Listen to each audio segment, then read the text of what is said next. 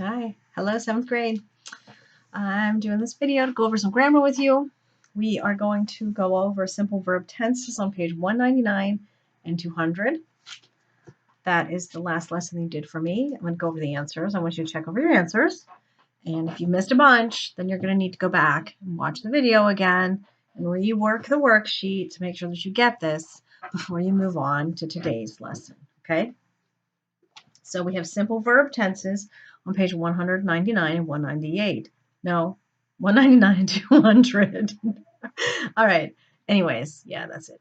So we're talking about your present tense, your past tense, your future tense, and your singular and your plural of verbs. Now, hopefully, this is a review.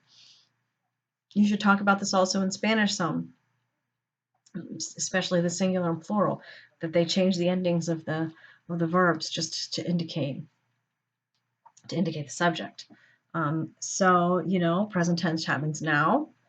Past tense happened in the past, yesterday, 5 minutes ago, 20 years ago. Future tense happens in the future. Now, future tense is the only tense that always has a helper. It's always going to have will or some form of that, usually to let you know that it's going to happen in the future. So let's look at the guided practice. I'm going to go over the answers with you. Check along your work. Make sure that you got this right, okay? So on page 199 in the guided practice, number 1, traveled is past tense. Number 2, seems is present tense. And number 3, will improve is future tense. Now, hopefully you did not underline continually because it's an adverb, but you're going to underline both will and improve, okay? Then we're writing the correct tense of each verb. So number 4, you're writing involves. Transportation involves the moving of goods. Number 5, transportation influences. That's the present tense form of influence here. The number 6, you're writing will affect. You have to add that will in order to make it future tense. And then number 7, helped, past tense, you add the ed. Okay, should be a little bit of review. You've done those. So now let's go over your independent practice parts. So that's going to be page 200.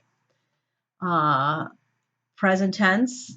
Number 1, you're going to find the verb affects. Underline that. That's present tense. Number 2, the verb is lived. That's past tense. Number 3, the verb is will live, which is future tense.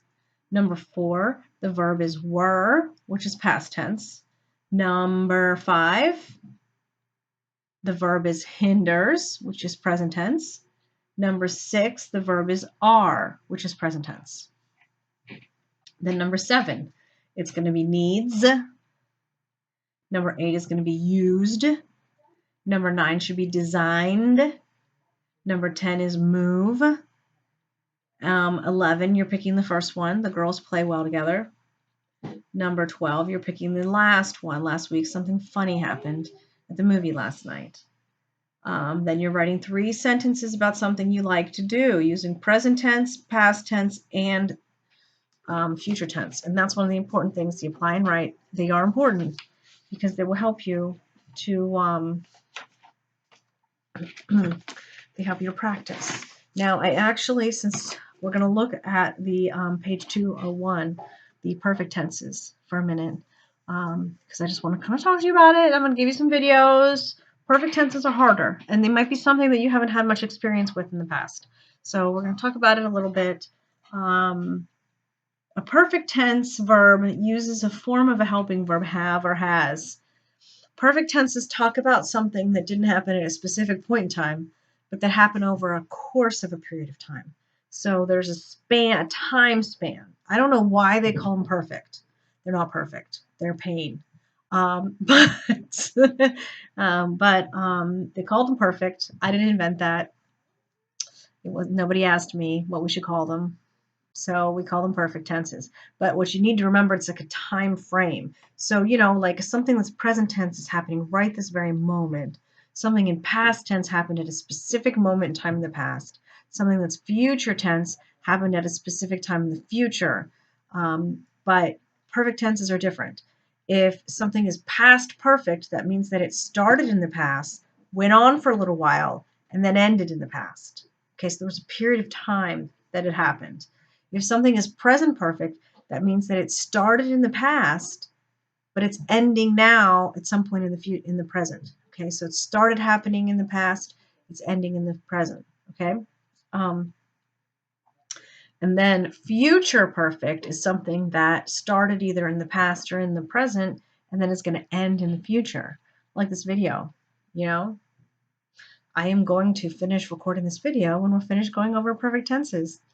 Yep, there you go. Perfect tense. Okay, but that was silly. I'm sorry. Okay, so our examples, they talk about I have finished. Okay, I started it. I started something, and I have also finished it.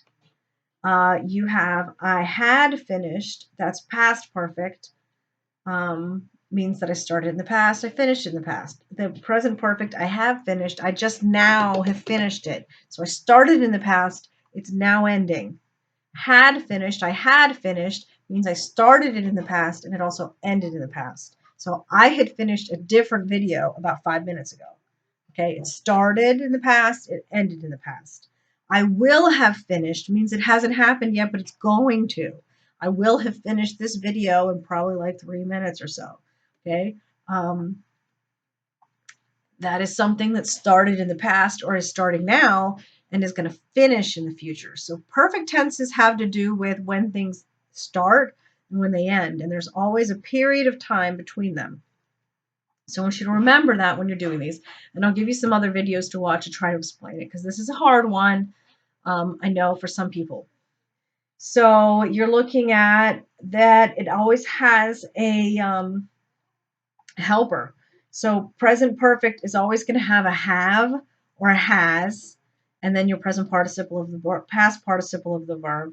Past perfect will have had, and then your future perfect will have will have. You still throw the will in there. Will always goes with future, but the will have, and then the past participle. You're always looking at the past participle of the verb, and by that I mean the past tense form. That's what we call that part, past participle. So let's look at the guided practice. Let's go ahead and do the guided practice together. Number one, well, I'll do a couple of them with you.